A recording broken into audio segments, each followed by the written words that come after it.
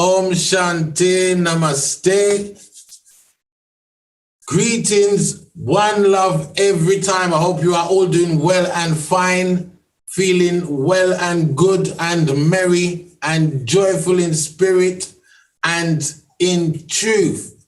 And wow, have I got a presentation for you today. Oh my gosh, you know, they're always full of dynamite, full of energy, full of intrigue, full of insight. And we're never going to turn it down, okay? Know this, we're never going to turn it down. It's always going to be powerful insight to knowledge. And basically, we wanna look at, when we say life, success is a journey. When we say, what are the attributes of this journey? Now, there's two polarities to everything. There's love, there's hate. There's hot, there's cold, there's up, there's down, there's left, there's right.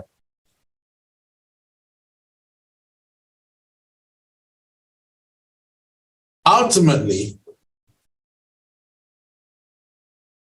life has two polarities to be concerned with, and that's joy and fear. Now, we have to understand that life has to be about a journey of joy to make it one of a successful life, one of a successful journey. One in fear is going the total opposite way. So, what are the things that we can assure ourselves with to stay consistent in that growth of joy? Now, it's not just two flimsical words that I'm speaking of.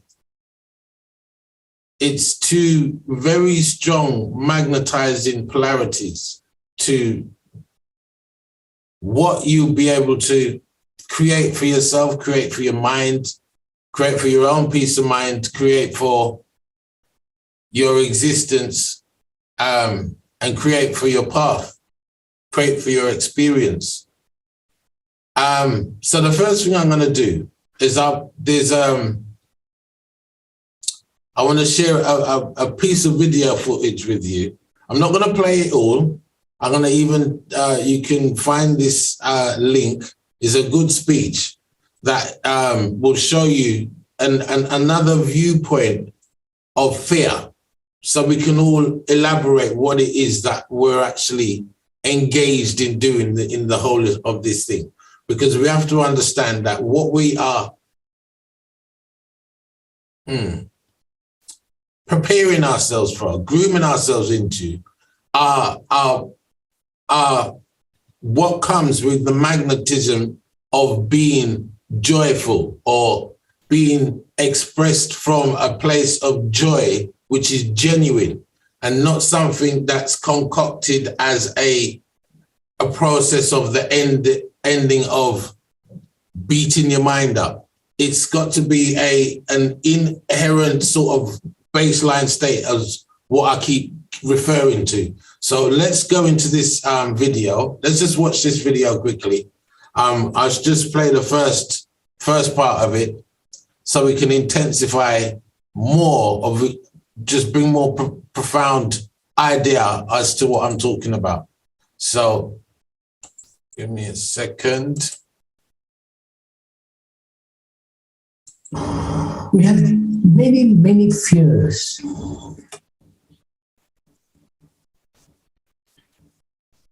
Fear of darkness, fear of living, fear of public opinion, fear of what my neighbor might say, fear of my wife or husband or the girl or the man, fear of insecurity, fear when you have security economically, fear of that you might lose it.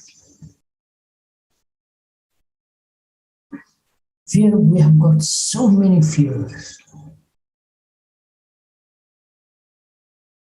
Why haven't we solved these fears?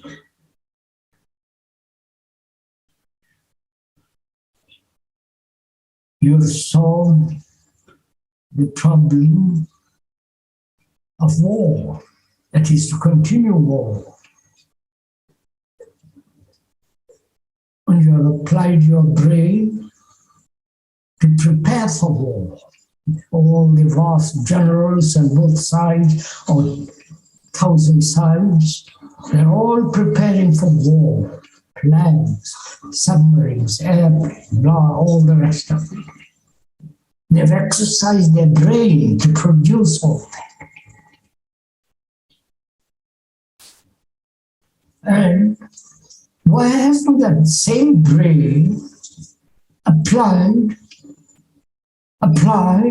to this enormous sense of fear man has from the beginning of days? Why?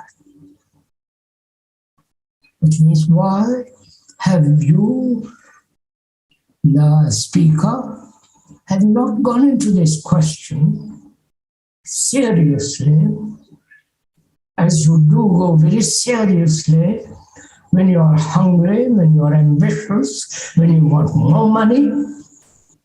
You work at it. Why have we not gone into this question of fear? The psychologists, the therapeutists have explained the causes of it in different ways. If we could put aside all what they have said, because after all, it's all what they have said may be merely verbal. They might be as scared as you. Probably they are. I've met several of them. I know they're scared like you about something or other. And why have we not solved this question? And is it possible to end fear? We're going to go into that. Apply not only your feelings, your emotions, and your brain to work at this.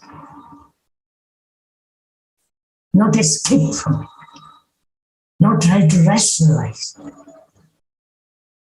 But to see why we are incapable or allowed ourselves to become incapable.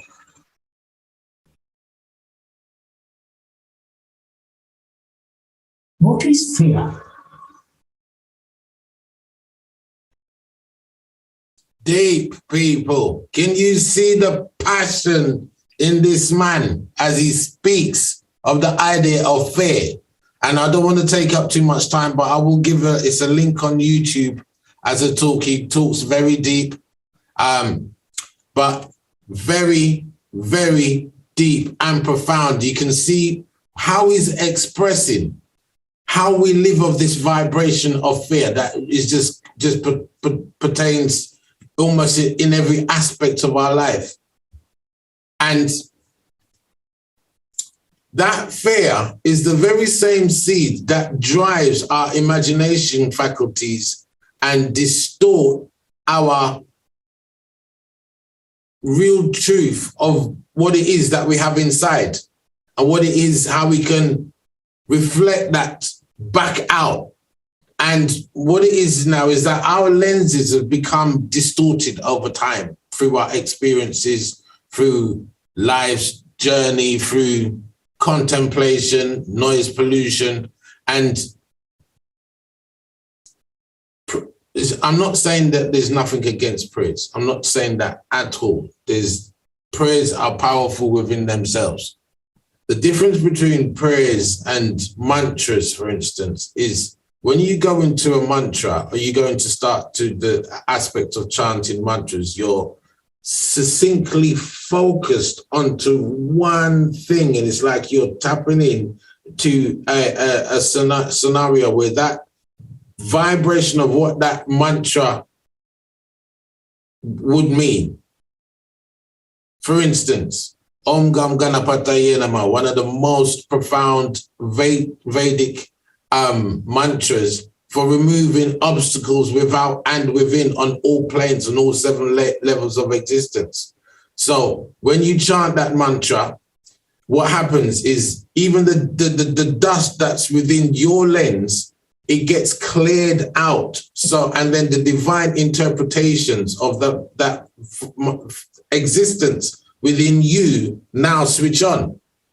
So, and this is the more that you concentrate more and more, you're enabling yourself to become powerful, like in the sense of the elephant, which now it can overcome all obstacles, become more confident in its prowess, and become also divine with its attributes as well. So similarly, I touched on the Gayatri mantra before, but I didn't go into it because I can talk about Gayatri mantra for days. Now, similarly, with working with the root chakra, we also have to know the ability of what chanting Gayatri mantra can do for us at this time as well, because just like we have our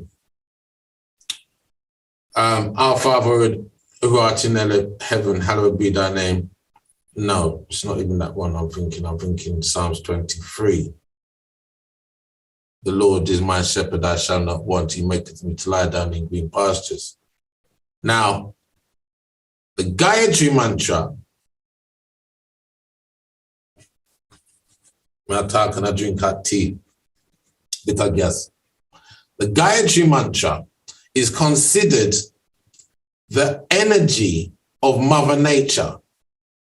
It is considered we, like I explained, are Jiva Shakti expressions of consciousness.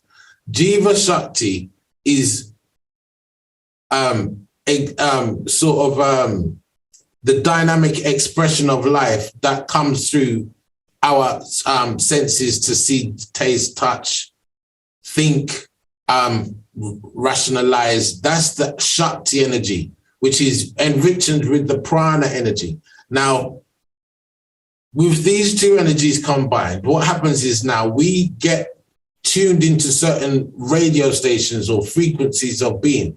Most of the outside consistency is a plagarity of negative information, fear-mongering information, fear-based information, and I don't even want to go into no conspiracy or nothing like that, but it's just the nature of it that we're talking here. Now, sometimes this fear-based information could have you now tripped over playing your mind in a fear-based scenario. So your imagination starts going with the flow, and you start now picking up the fear or contemplating the fear, da-di-da-di-da-di, blah-di-blah. Now, what I originally, if you want to take it from a biblical concept, God said to Moses, I make you Lord over Pharaoh.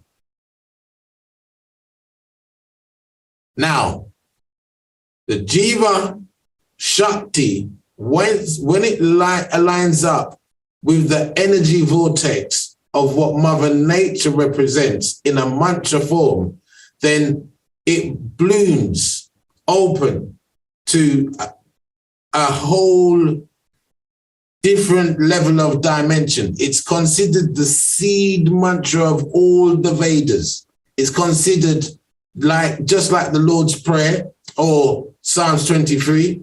It's considered the construct of what it means to be in alignment with the super soul within, with the aid of Mother Nature and all her prowess, nurturing you in all ways possibles, all ways that are possible. So it's very important to, again, I find all of this very fascinating in terms of understanding on an energetic level of how the yin-yang aspect of the inner spirit is, how consciousness functions in a whole new dimension of understanding the formless and the formed aspect of the spiritual worlds, the mental worlds, the different realms. And the proof of the pudding is actually doing it. And when you do it and you realize the end result, you can sit there and go, okay, that was useful or that was a waste of time. Now, the power of the Vedas is at the core. The core, I keep saying this, is that it says, know me through my knowledge. So that means know yourself through this knowledge. Me is you. You is you. When anytime you see me in any Vedic literature, it's talking about you.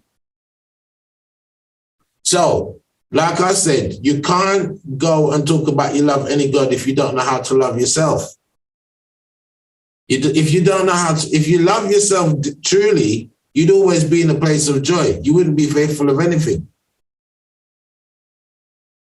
So let's look at how we attune to those energies that align us and keep us in that space of fearlessness. So, and as you see, as we go through this, it won't be just something that I can just fly through. So it's very important to understand Gayatri at this level. So let's get to the top. Let's start.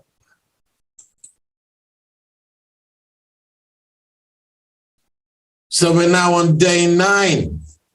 So understanding Gayatri is definitely worth taking 2 days, and the implementation of it in any aspect of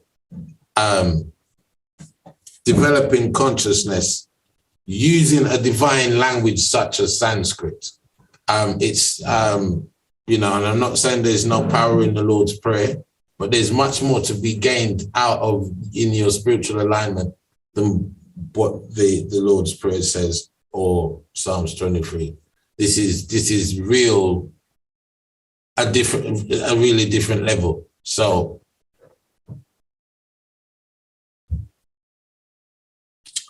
the super science of Gayatri Mantra, Om Bhurvubhuva Swaha Tat Savito Varenyam Bhargo Devasya Dhimahi Dhiyo Yona Prachodayat. That mantra.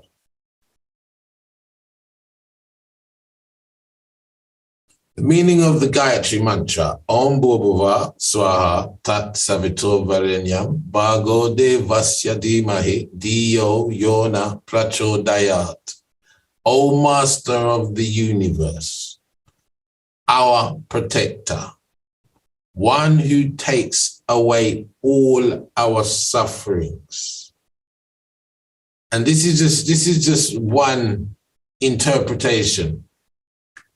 One who gives happiness and contentment to everyone. We contemplate and meditate to the creator of the universe in the form of knowledge and pure brilliance.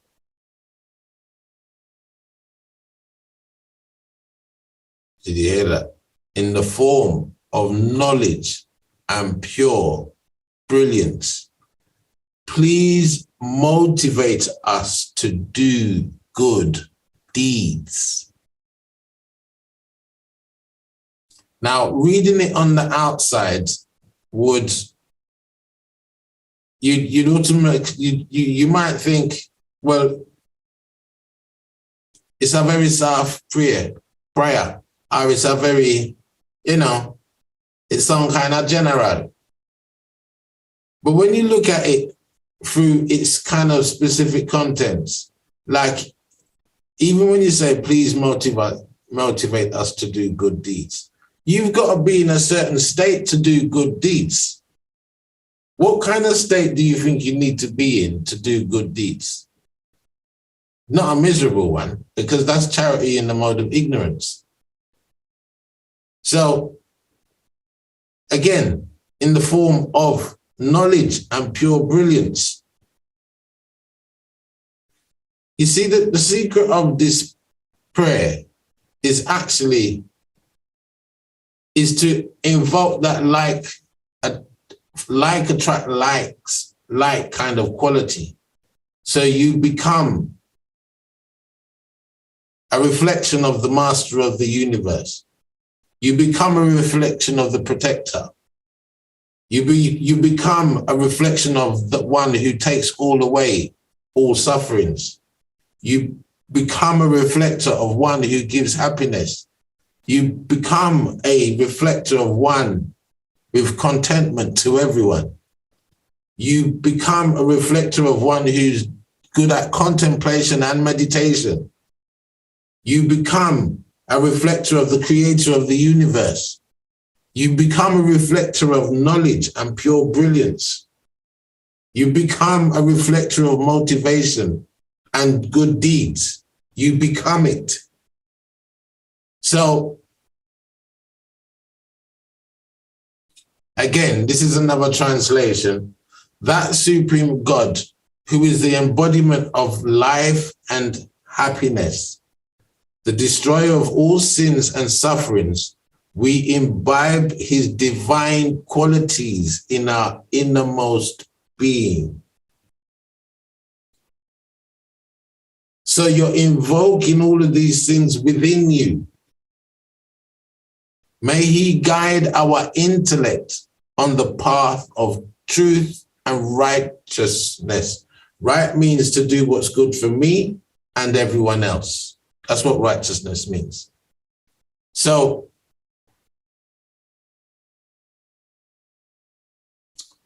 super science of the Gayatri Mantra. A person can proceed rapidly on the path of soul growth and self-realization through practicing of chanting Gayatri, the supreme creative energy of the divine. It endows its practitioner with true wisdom. A subtle, uninterpreted current of divine energy starts flowing through the inner being of the practitioner, cleansing his intellect, mind, and emotions of the perverse, perverted, and the dark thoughts, feelings, and desires. Let me just run over that bit again, because that part right there, we can all relate to that. None of us can hide from that, because this is the consequence of not cleaning out the garbage in the mind or the garbage in the subconscious. You just like, if you don't clean out the garden, the weeds will grow. So let's just read that one more time. A subtle, uninterrupted current of divine energy starts flowing through the inner being of the practitioner, cleansing his intellect, mind, and emotions of the perverse, perverted, and dark thoughts, feelings, and desires. So just like I was saying before, how it removes things without you even having to think about what it is, what's being removed. The effect of mantras are of that which you align with the mantra, and you become an expression of it in your own unique divine way. So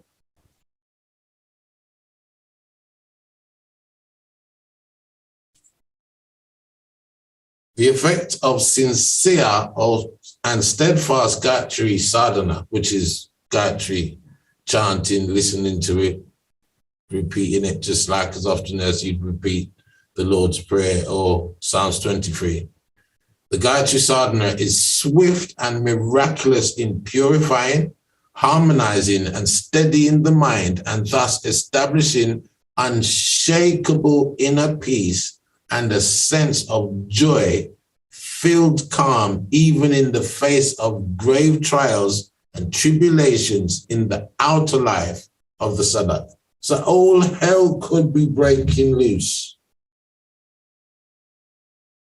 Everything could be going, things that take off, all kinds of things. What's really most important is your stability in your spiritual life. It's your stability, because in the calmness is where the best information is going to come to you.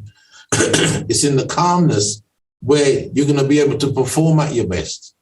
It's in the calmness when you're going to be truly aligned with the true power that's within, not in the drawn out territory fields of anything that feels like fear. So you want to be able to stay attracted to a current that keeps you hooked in to that energy vortex that is only concerned and interested in nurturing one aspect of you. For instance, if you sit there and you think, the money I got to run out, the money I got to run out, the money I got to run out, the money is going to run out. So it's better in that case, chant a mantra. Give yourself 40 days, and tomorrow I have more time to even go into the 40-day concept. And this is one of the reasons why I've done the 60 days with the way of life, to make sure that those who engaged in it found something that they would hook onto for life to keep them growing in a sense of betterment. So in the sense of once you understand the concept of what 60 days can do, you can do it in 40 days. But it's that period that is needed to really drill in a habit or drill in a state. So there's a consistency of a flow of it. There's a natural attraction to it. So again, in the winter solstice, this is the time when you go in and you do the most inner work, so that when spring comes, you bloom. So it's all in alignment with the 12 days of consciousness and understanding the tools that you can have at your disposal for enriching your state of inner being. So, you could either do it through the affirmations, which are good and powerful, but there's something that's really significant with the Sanskrit language and mantras as a whole, where the design of them in the sort of idea of perfection in healing through sound and vibration has been tried and tested from since the time of memorial. So sound vibration is a very powerful form of healing. We live by sound vibration every day. We can tell by the nature of someone's voice as to where they're coming from. We listen to the sound of a voice to depict people's emotions more than the words that they're saying. So vibrations is a thing that we're consistently bombarded with every day. Mantras give us a chance to actually sit down and concentrate to be of just one vibration, one central point, one dimensional, to become more powerful in all dimensional. So it's becoming still to raise your level of dynamicness, if one of a better explanation, but that's the kind of idea. So everybody needs a recharge, and chanting is a very powerful way of recharging. Right, Gayatri Sadhana bestows extraordinary benefits on the practitioners. Many persons have performed Gayatri Sadhana and have become witness to the material and spiritual benefits achieved by them through this sadhana. The reason is that they get true discriminative wisdom as a divine gift, in the light of which all infirmities basically mean physically or mental weakness. So all infirmities, complications, and difficulties which make people unhappy, worried, and miserable are solved. Let me read that again. The reason is that they get true discriminative wisdom as a divine gift in the light of all infirmities, complications, and difficulties which make people unhappy, worried, and miserable are solved. So,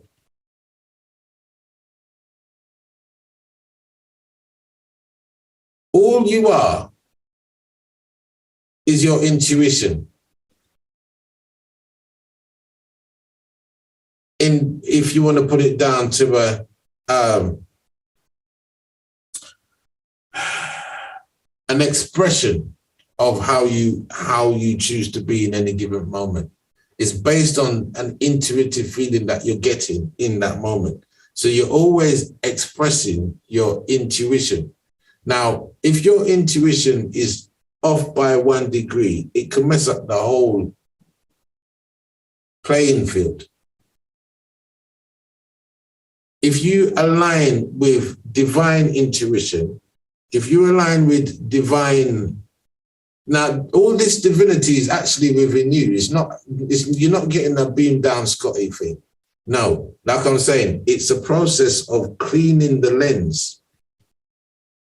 So once you cleanse the lens, the divine ability will come to life. So darkness has no independent existence of its own. It is nothing but absence of light. In the same way, unhappiness is nothing but absence of knowledge. Otherwise, it is orderly. In this orderly creation of God, there is no shadow of sorrow or suffering. God is Satchit Anand, embodiment of supreme truth, pure awareness, and divine bliss. So this is none other than exactly what you are. So, like I said, when you come face to face with the divine that is within, it has one message for you. Me and you are the same. So human beings suffer because they choose to aimlessly wander in the wilderness of ignorance, forgetting their true identity as divine sparks. Okay? Birth in the human body is a great boon. We'll be looking at that deeper because the amount of life forms that, just even look at the amount of life forms in terms of variation of insects, much less anything else, and the sea. So being human is a great boon, which even the gods covet, because it is the only means through which a soul can attain self-realization, the fountain of unalloyed bliss. Why? Is because the gods are busy being the gods. The angels are busy being the angels. Anything below us are in terms of vibration as of an existence. For instance, an animal can't decide to pray. It just that's out of its territory. Now, humans, we have a boon. And what does that boon really entail to in terms of the wholeness of our ability to express life at its fullest? What is that boon? Unalloyed bliss. Unalloyed bliss. So the meaning of sadhana of Gayatri is worship of the vibration of supreme knowledge. Those who worship Gayatri will never be lacking in spiritual enlightenment and worldly happiness. It's like the Lord's Prayer. It's like Psalms 23. And there was a time when I consistently chanted Psalms 23, and it bared its fruits. However, when we're talking about going into a new dimension of thought, a new dimension of understanding to spirit's true existence, there's more to nourish for the existence of the soul and spirit and consciousness, more than what is spoken of in Psalms 23. And we're going to see as we unfold.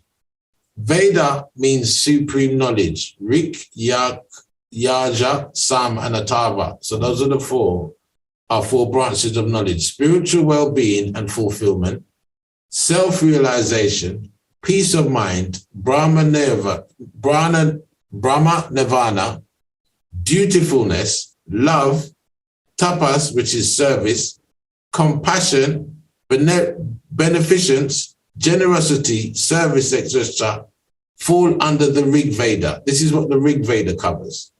Generosity, valor, courage, gallantry, self-evidence, leadership, fame, victory, power, dignity, and etc. fall under the Yaja Veda. Samaveda deals with games, sports, amusement, recreation, music, arts, literature, sensual enjoyment, beauty, harmony, poetic imagery, dynamism, refined taste and gratification, and etc. Wealth, prosperity, accumulation of money, resources, medicines, food grains, materials, metals, buildings, vehicles, animals, and similar other materials of worldly being fall within the purview of Atharva Veda. So these are the four concepts of what the four Vedas speak of, highlight, the centralized around. And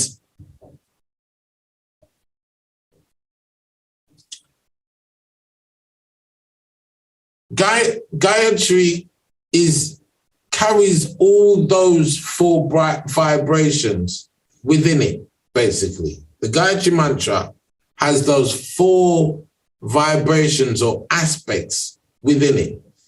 So it is the seed of the four Vedas. So if the subtle and material, internal and external activities and imaginations of any living being are seriously and scientifically examined, it will appear that its entire consciousness moves within these four spheres. So those 4 points that the Rig Veda covers are the 4 spheres that all of consciousness revolves in to some degree. So the current of knowledge of all living being flows only in the 4 directions: spiritual well-being and fulfillment, valor, enjoyment, and prosperity. Rig is also known as righteousness, which is the Rig Veda. Yaju as liberation, moksha. So Ayurveda is liberation, which is moksha. Samaveda as sensual pleasure, Karma Veda, and Atharva Veda as prosperity. So all life forms are looking to some form of fulfillment, some form of valor, some form of enjoyment, and some form of prosperity. And all life forms are seeking to be the right of the best of they know how they can be, all looking for liberation, all looking for sensual pleasure, and all looking for prosperity. So even Daga tried to do that in its own right. So when we look at the lifespan of how human consciousness comes into play now, we can say that we definitely fall within these 4 realms. We are definitely on the search, consistent search for spiritual well-being and fulfillment. We're definitely always looking for phala. We're looking for enjoyment, and we're looking for prosperity. We're also looking for righteousness. We're looking for liberation. We're looking for sensual pleasure and prosperity again. So these four things are very poignant headings to the ideas of what you would call life and living them successfully. So although supreme knowledge or law, which is called Veda, is one, it manifests in four different aspects. This is the secret behind the four arms of Vishnu. So, you know, when you see the deities with the four arms, the secret in its display is actually those four principles of life for mankind or for life as man. Those are the four things that need nurturing. So don't let the artwork fool you. There's always something to exemplify why the art is drawn like that, for instance, because that all of that art form again is another form of if you want to call it geometry for the mind. Because geometry for the mind, you can draw any shape and make that shape mean whatever you want it to. And I broke that down with the swastika from the day one, how the world was perverted to take on the ideology of what the swastika means when it means something completely different. It's more in alignment with understanding the four seasons, the four winds, the four directions, you know, the four everything. And special attention is paid to it at this time of year in many cultures, apart from we that miss out on understanding the knowledge of it. So let's move on, because we don't want to miss out on any of this. So although the for the spontaneous development of these four aspects, four stages of human life, ashrams, and four social divines, varnas, have been formed. Childhood is the stage of playfulness and self-development, youth of raising a family and earning money, vanprastha of virility.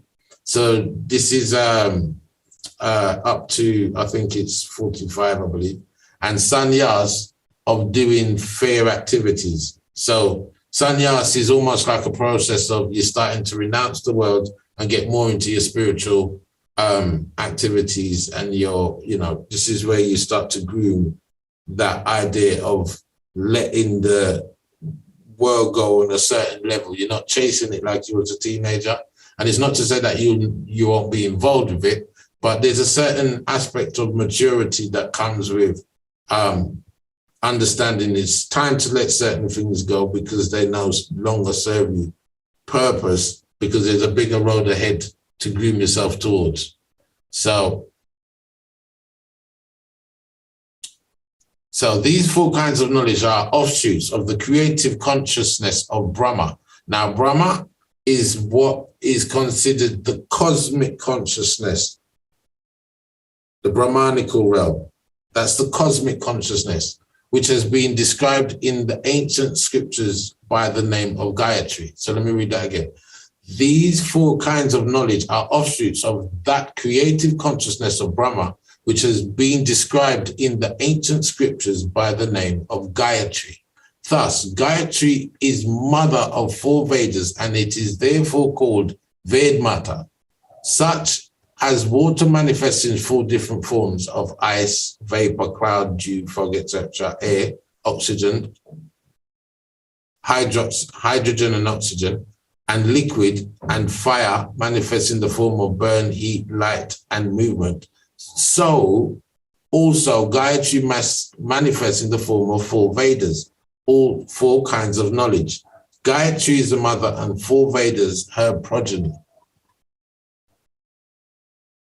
So every letter of this mantra is instinct with a superbly refined, subtle, conscious energy field from which that emanated the four Vedas and their branches and sub-branches. So what it is saying here is that seed mantra was the flower giver for all of the knowledge that's pertained in the four Vedas. That's what that's saying right there. So can you imagine what happens when you chant that mantra now? What kind of seed of nourishing in just the intuitive ability to now act, response, move, and flex completely differently without even having to read, just by chanting this one mantra. So anyway, the great banyan tree lies hidden in the interior of each of its seeds, which, when it sprouts and develops into a tree, gets embellished with innumerable twigs, branches, leaves, flowers, and fruits. As is the growth of a tiny seed in a tree several thousand million times bigger than its origin, so have the 24 letters of Gayatri bloomed and manifested themselves in the stupendous, all-encompassing Vedic literature. So you can see here how much credit this Gayatri has been given. Is given as the real seed of all of knowledge. So for you to be an expression of that, which was the seed of all of knowledge, then the root cause of all human sufferings in the world is ignorance, infirmity, and lack. These three kinds of suffering can be removed by invoking the triple currents of the inner powers of Gayatri. Hreem removes ignorance, Shreem removes lack, and Clean removes infirmity. This super science of acquiring the most coveted bliss, which was discovered by the mystics and yogis, is their greatest gift to humanity. This discovery is known as sadhana. Sadhana leads to siddhis, divine powers.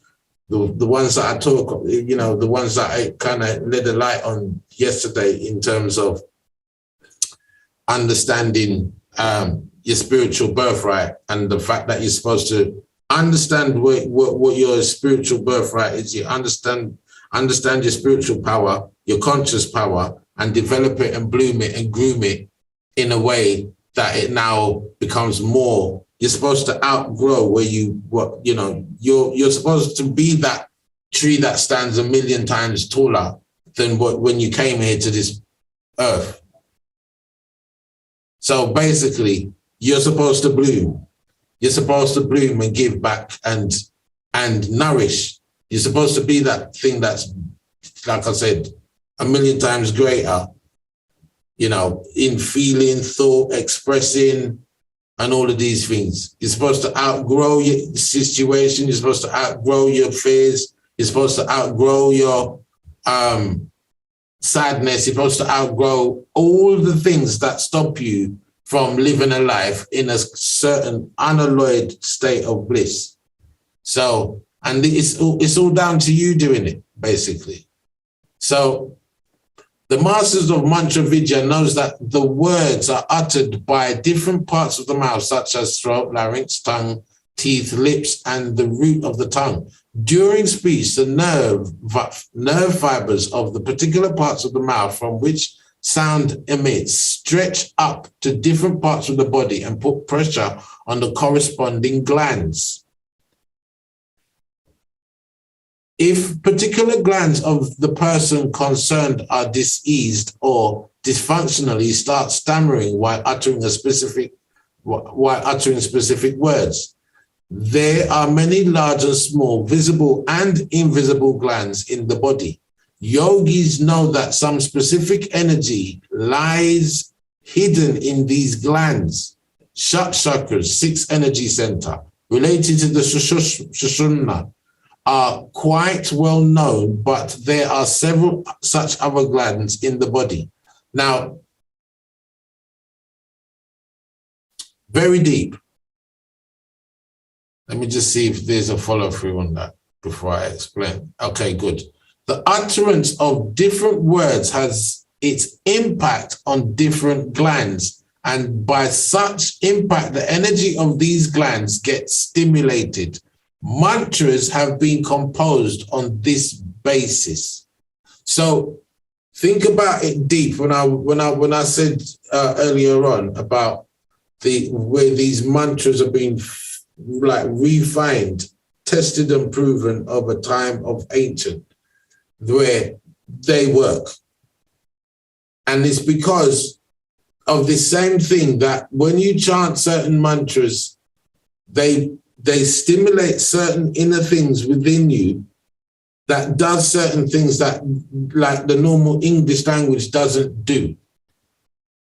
And they've been shifted in formulas that make specific direct impact on certain neurological aspects of your thinking, feeling, and being. And this is how you now clear that specific part of your lens and move the dust and the dirt and the feelings that come with it. So then a new thing starts to shine through. So there are 24 letters in Gayatri Mantra which are related to 24 such glands located in the body, which on getting stimulated, activate and awaken the powers of righteous wisdom. This is an exact science, people. I would not be wasting my time telling you these things if I don't know about these things on a certain level to claim testimony to it, for one. And two, really making you understand that this is a real scientific approach to spirituality, which is not just based on a culture. This is above cultural reference. Sanskrit is above cultural reference. And if you want to bring it to cultural reference, the first people that spoke Sanskrit were Black. So this is a universal knowledge that we brought to the world. We understood light, we understood vibration, we understand calibrating with the highest of the high. We were the original Magi's. We knew of meditation, we knew of all of these things, but somewhere along the line, we put it down. And in the putting it down, we ended up with where we're at today. So let me just crack on, because I know I don't want time run up on me, because this is very, really, I can go on about this for too long. And this is just one mantra. This is just one mantra. So I'm looking at, okay, there are 24 letters in Gayatri Mantra which are related to 24 such glands located in the body, which on getting stimulated, activate and awaken the powers of righteous wisdom. By uttering Gayatri Mantra, the sitar of the subtle Shukshma body of the Sadak starts playing. So you're in a, when I talk about the sitar, when I talk about every word is a song and every step is a dance, you start feeling the music in you. You start feeling like life is something that you want to dance to all the time, literally. So, tinkling of 24 points, creating sound waves which impact important elements of the invisible world. It is this impact which becomes more and more pronounced and tangible through Gayatri Sadhana. The flow of sound of these 24 letters of the Maha Mantra is of deep significance. The expert of this science of sound know the powers of hidden. Let me start again. The flow of sound of these 24 letters of the Maha Mantra is of deep significance. The expert of the science of sound know the powers hidden in sound and the results which can be achieved by its subtle vibrations. So then again, when I'm talking about the power of sound, don't underestimate it, seriously, because we live by sound, and most of the sound around us is putting us in a state of fear or state of rational thinking or a state of losing touch with that inner aspect of being.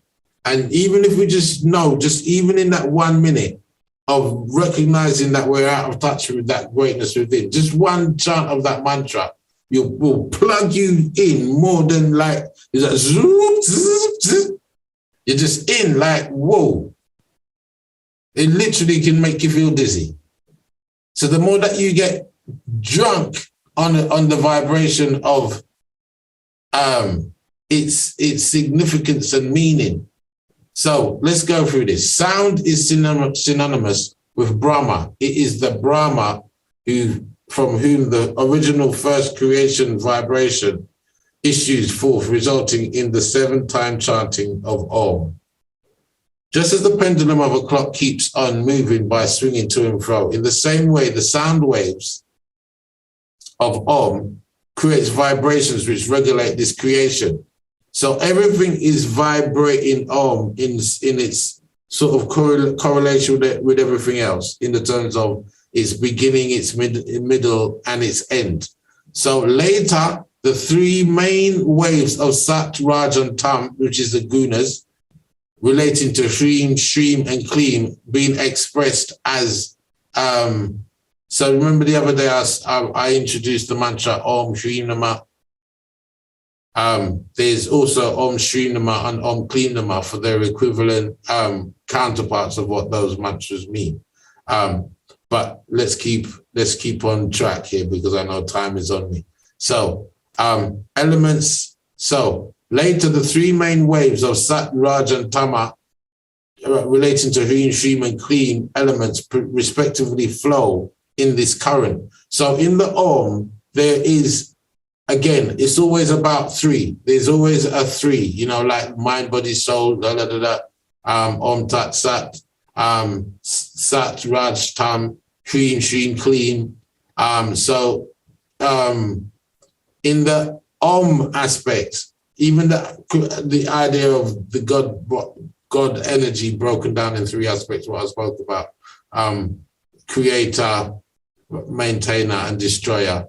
So there's the principle of 3 everywhere. Principle of 3. 3 into 3 into 3 times 3 times 3, 3, 3, 3, 3, 3. 3 is the core number.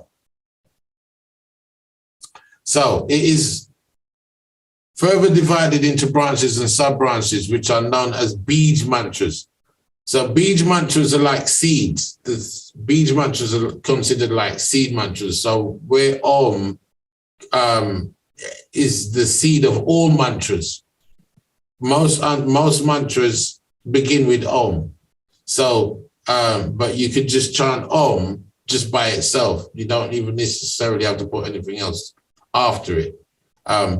But when you decide to go into something specific about drawing out a specific quality of the Om or an expression of the Om, because Om within itself is, if you say everything, it's everything good and bad. It's everything. It's just everything. So when you go specific on the aspect of the vibration of Om, and the thing is, your thing is to transcend the Om, because within the Om is creation. Your true soul exists outside of creation. So Om is to help you assist to get out of creation. So, okay, let's go into this. The utterance of letters, words, and clauses of Gayatri Mantra causes an emanation from the unified field of creative energy, arranged in a specific and special sequence and interrelationship. Chanted with severe devotion, they plug the Sadak soul into the supreme and inexhaustible fountain of spiritual energy.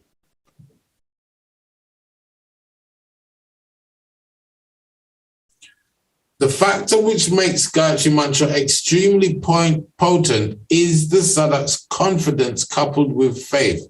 Psychologists are well acquainted with the power of self-confidence.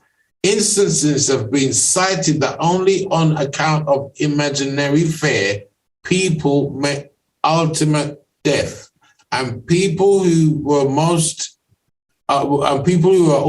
dead got new life on account of faith and confidence. So it's almost like, you know, when you check out a lot of the stories of and there's quite a lot of fascinating ones if you look on YouTube. There's people who's had near-death experiences, and because of their faith in believing that they would have another chance or da-di-da-di-da, they met up with some interaction, came in contact with some form or some life form, had some experience, came back with their life profoundly changed, and can only now live in good, doing good, seeing good, being good, and all the rest of it. So they got their comeuppance in a near-death experience, when really and truly we're supposed to be of that nature now. So the mantra of the tantric works miracles on the patient only if he has deep faith in it. So that's just a general statement of saying, in the form of developing anything, if you don't have any faith in what you're doing, then it's just never going to work. A sadhak devoid of faith may utter any mantra, actually, hundreds of times, but will have no effect. And this is absolutely true. This is to the bona fide, down to, if you don't believe in what you're doing, it's going to have no use. You're giving yourself your own placebo pill right there. You're proving your own existence. So if you want to prove it to work and you have faith in it working, it will work, depending on your faith. And this is where people will make it fall down as a pseudoscience, because this science is only relevant to you. It's not relevant to anybody else. You got to understand your own faith, and after hopefully I'm going to be able to squeeze in the 12 faculties within, because if I do one more day on Gayatri, I should be able to do the last day on the 12 faculties. And then on Sunday, I think, because we've been having such a in-depth view of knowledge, as I think we should have a little bit of a relaxed one, just a little bit of fun, because it's not supposed to be all serious and so we'll have a little bit of fun, open the doors a bit, just relax the mind and just enjoy the last day, because all of this stuff is quite nerve-wracking to the brain, especially if you're coming across it for the first time. And it's going to be thinking, okay, I wear this now, I wear that now, where this mean now, where that mean now. But again, do your research, and again, do your research on Sanskrit as a whole.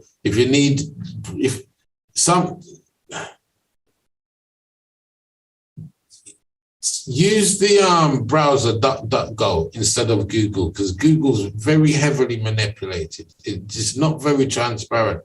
It'll have you running around in circles and trying to show you what it wants to show you. If you use another browser like DuckDuckGo, it's much more transparent, and it will give you much more varied degrees of information, where you can now be of earnest mind and sift through stuff. Rather than being fed with the same dead end, bleh, bleh, bleh. So, but other than that, if you want any information on any subject that you've even heard mention of or anything, I'll give you some leads on any of the subjects. So please just holler me or shout Letitia, and we'll gladly assist. So let's move on. When the sadhak takes up sadhana with faith and confidence, Gayatri Mantra becomes much more effective and proves to be extraordinarily powerful due to the combined effect of faith and the mantra's own intrinsic spiritual energy. So it's your faith that will turn it on. So these are the letters that are in the these are the beads mantras that are in Gayatri Mantra. And these are the, if you want to call it, the glands within you that are responsive for creating a energy of life flow through them, so they can become active in your process of creating. So, number one, tat, success. Two, bravery, which is sa. V, maintenance. Tur, well-being. Va, yog. I in yogi, I in united. Re, love, prem. Ni, money. Yam, brilliance. Ba, defense.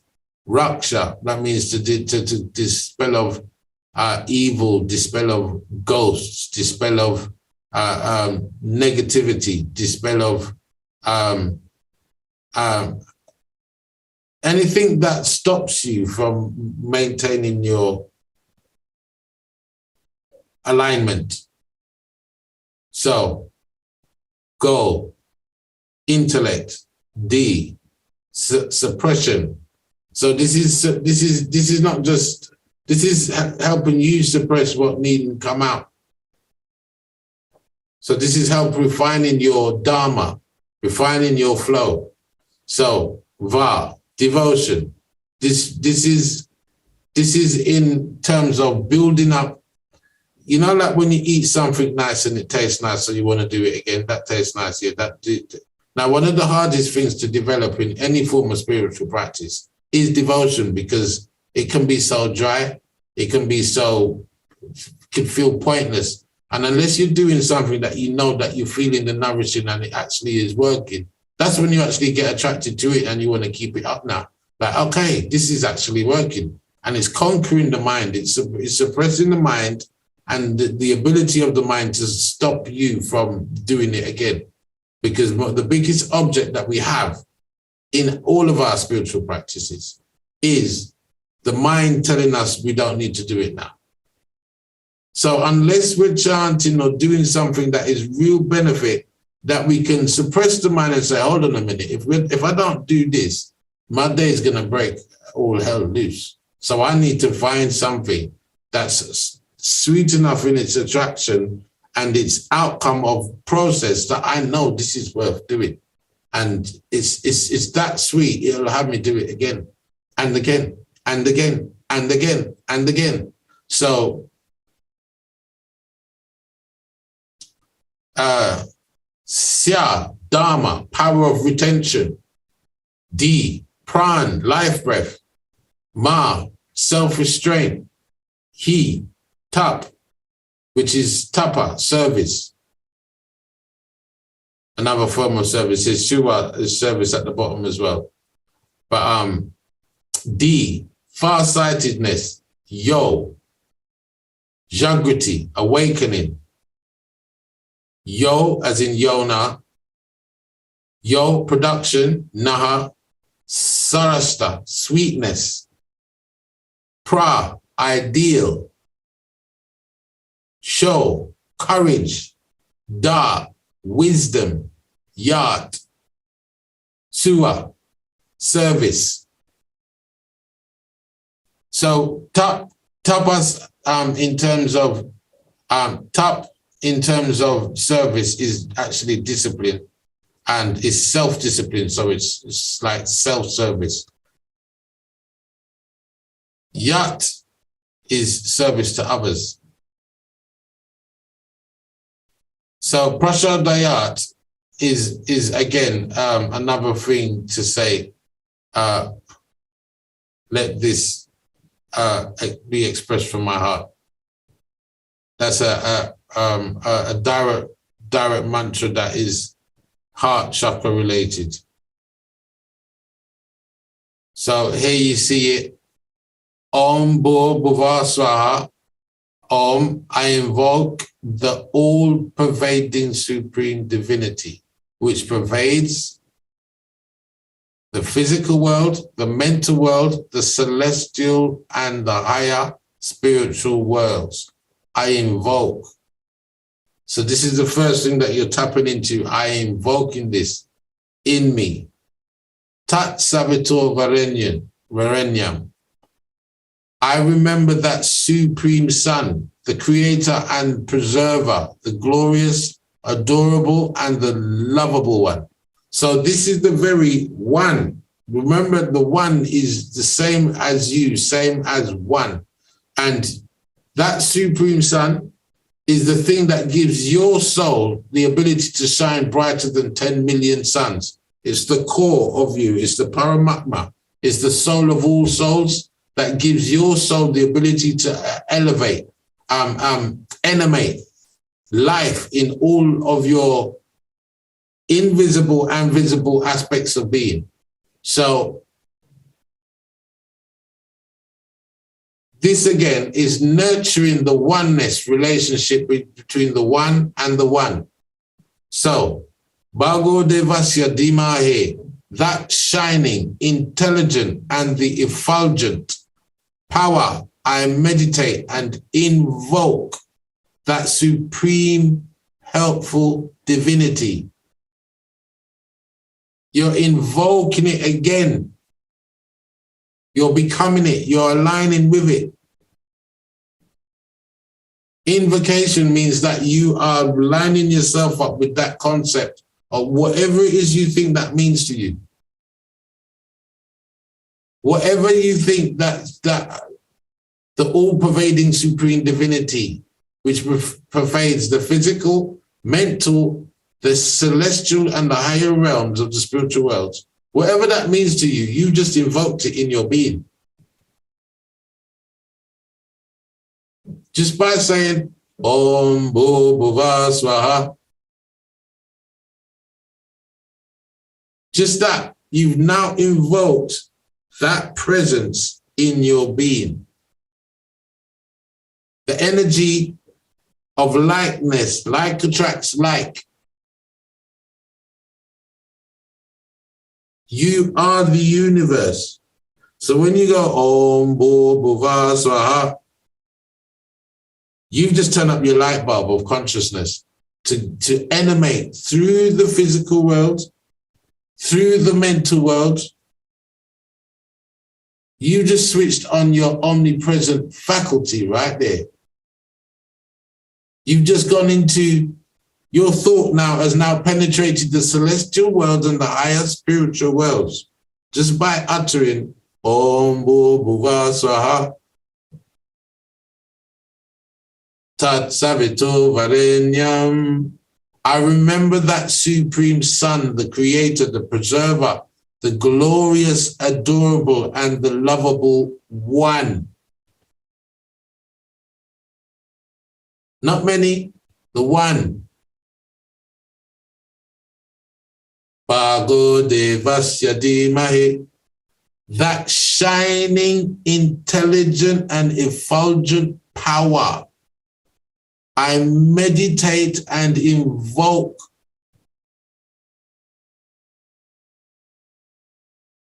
that supreme helpful divinity, that supreme helpful divinity, not harmful, helpful. Diyo yona prachodayat, intelligence, understandings, give us courage and enlighten us, guide us, inspire us to do good deeds. So, I believe that's it for today. Oh no, I've got a little bit more. Gayatri activates the above-mentioned 24 divine qualities in the practitioner. With their growth, varied accomplishments, siddhis, and prosperity start manifesting in the life of the practitioners.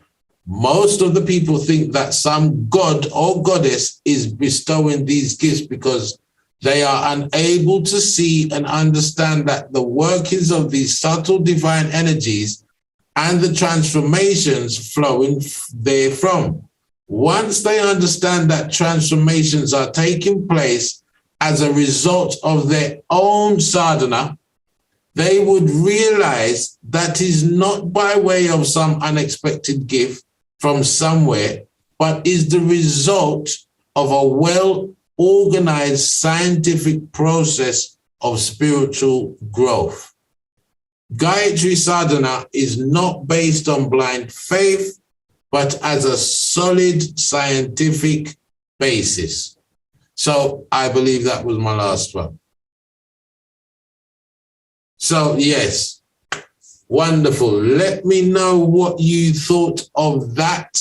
I am actually preparing a Gayatri recording, which I'll make sure will be available on Sunday. And everybody on this course, you will all get a free copy. But yeah, if you let me know what you thought of that insight to the Gayatri mantra. And yeah, it's always fascinating knowing how deep this stuff really goes. You know, it's never just shallow waters in terms of just being given a prayer and that's the end of it. You don't know the inner aspects of what that prayer means. But yeah, let me know what you think. And for that, for now, I will love you and leave you all. It's been a great, wonderful time. And we'll go into it a little bit more deeper tomorrow.